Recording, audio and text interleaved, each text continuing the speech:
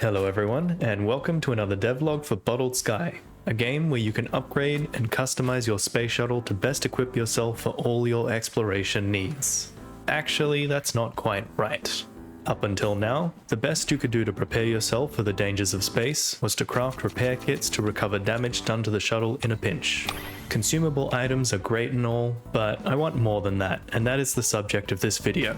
I'd like to share a design philosophy that I use as a game designer to help me design certain features and be more intentional about their purpose. More specifically, I use this when designing content that assists players in approaching challenges. First off, I want to define a couple of terms. In any game, when a player carries or stocks up on tools that allows them to respond to any threat, I call this general preparation. What this means is that the player prepares themselves for a variety of challenges by bringing tools that have multiple and/or common usages and uses those tools reactively depending on what is encountered. This is exactly what the repair kit is for. Specific preparation would mean that the player is preparing for a specific kind of challenge. This is done when the player knows what to expect and only brings tools that counter the threats posed by a specific challenge. This allows the player to have a higher chance of successfully overcoming that challenge. It makes sense to be generally prepared by default. Then, once the player encounters a challenge they were insufficiently prepared for, they have the choice to try again with different tools for tackling this tougher challenge. This distinction of general and specific preparation is useful for games that don't allow you to take advantage of all your tools at any one time. But this can present in many different ways depending on the game. For example, in many RPGs, you might only be able to have a few party members with you at a time. You might be able to switch them out with other characters you meet, but maybe you can only do this in specific locations and not in the middle of a challenge. If you know that you're going to be primarily fighting against fire-type enemies for a while, then specific preparation would be to bring a character with water-based attacks.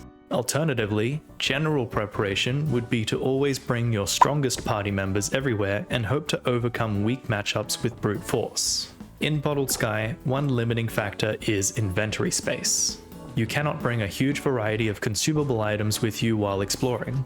With that, I can leverage inventory space as a tool for encouraging players to think about what items to bring when exploring. But as I said earlier, I want more than that. I'm going to discuss the new feature first, and then I'll talk about why I want to encourage general and specific preparation. The feature I've chosen to build should be very familiar to anyone who has played an RPG. That feature is equipment.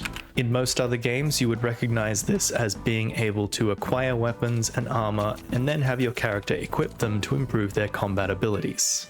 In Bottled Sky, this will come in the form of modifying parts of your shuttle. You can make adjustments to your shuttle's drill, wings, thrusters, guns, and the hull. Each part of the shuttle is responsible for different kinds of power. Adjustments to the drill will affect what happens when damage is done with the drill. The wings affect backflips, thrusters affect boost, the hull affects the shuttle's defensive capabilities and inventory space. Guns affect projectiles you can fire. Although that's not a feature I've made yet, so you start the game with broken guns that don't let you fire anything. I think it's important to point out that these points are just a thematic guideline. The way I've built the equipment system does not limit me to those guidelines. There's nothing stopping me from having wing-type equipment affect drill damage if I really wanted that. One major difference compared to typical RPG equipment is that I want to have more horizontal upgrades rather than vertical upgrades. This means that I don't want new pieces of equipment to just be a string of direct upgrades from the last. It would never be a meaningful choice, as there is always one option that is more powerful than the others. Horizontal upgrades means that you'll gradually have a wider variety of choices that are similar in terms of power, but each will be more or less useful depending on what your current goal is. Hence, it ties into general and specific preparation. I do plan on making a feature that is targeted specifically at upgrading the shuttle's power, but that will be for another video. Now is a good time to talk about why I want to encourage players to make general or specific preparations. I find that having a bit of both provides a uniquely satisfying experience that takes into account your skill level and how attentive you want to be. General preparation is great if you're already good at a game and you don't need to think much about specific strategies and niche tactics to overcome challenges. On the other hand, specific preparation is great at getting you to understand the game's systems and encourage you to explore to find the best option for times when the game challenges you most. As a designer, it's a great tool that allows me to make harder challenges without worrying about treading the fine line of making every challenge equally balanced.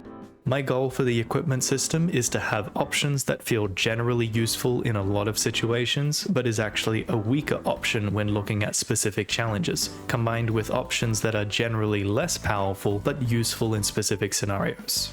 The player should only need to consider other options when they feel challenged and want to get more of an edge in those cases. So I've talked about these drill, wing, thruster, gun, and hull mods and how they affect the shuttle's power in different ways, but I've also added something else. System mods are another type of mod, but the main difference is that you can equip multiple of them at the same time.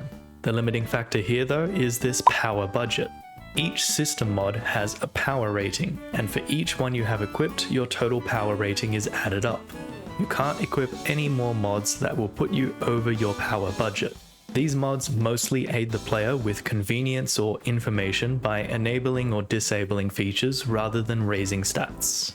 Here's a few examples to help me explain. The Insta-Kit mod is a convenience mod.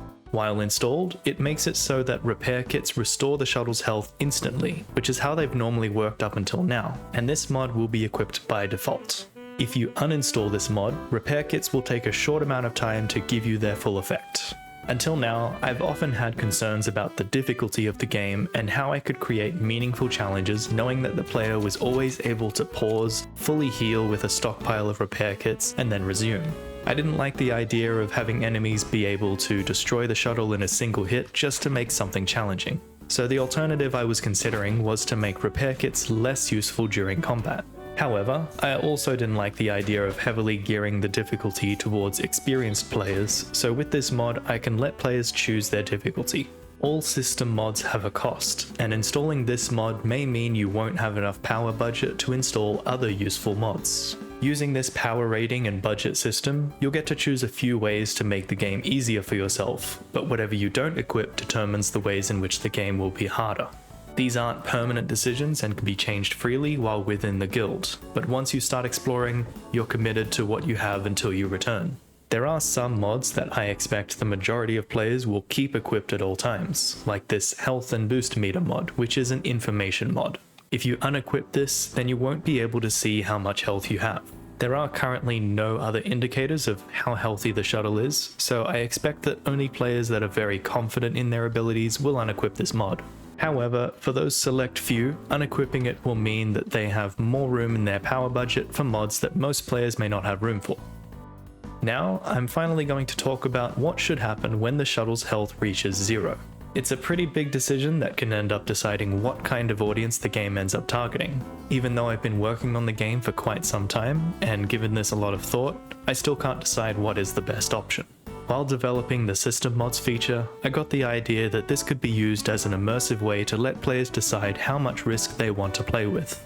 I like this more than having abstract difficulty sliders in a settings menu, and it's much better than asking players to choose easy, normal, or hard before they've even had a chance to play the game to understand that choice. The mods that offer more safety comes with the downside of costing more of your power budget, while more risky options give you more freedom of choice. Alternatively, for maximum freedom and maximum risk, you can have no mod installed, which means you will lose all items upon being defeated. Obviously, that is not for the faint of heart, but it's something you would have to opt into, as I'll be making sure you start the game with a very low risk mod installed by default. Whenever leaving the guild, a pop-up will always tell you what you're risking if you're defeated.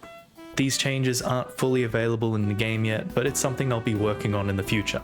I should reiterate that none of the system mods give any power to the shuttle and only offer information, convenience, and reduce risk. I don't want players to feel too compelled to increase their risk. It's a terrible quit-inducing feeling when you lose something you weren't prepared to lose. Even so, I hope it encourages players to experiment with harder and easier options, and maybe even treat it as part of their general and specific preparation.